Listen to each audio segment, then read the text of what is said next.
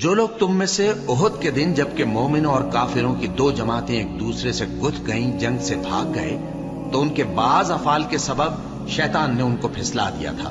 اور یقیناً اللہ نے ان کا قصور معاف کر دیا۔ بے شک اللہ بخشنے والا ہے، بردبار ہے۔ مومنوں،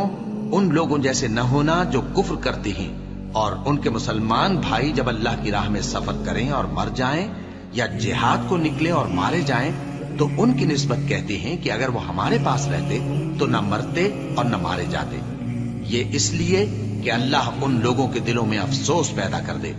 اور زندگی اور موت تو اللہ ہی دیتا ہے، اور اللہ تمہارے سب کاموں کو دیکھ رہا ہے۔ اور اگر تم اللہ کے راستے میں مارے جاؤ یا مر جاؤ تو جو مال و متاع لوگ جمع کرتے ہیں اس سے اللہ کی بخشش اور رحمت کہیں بہتر ہے،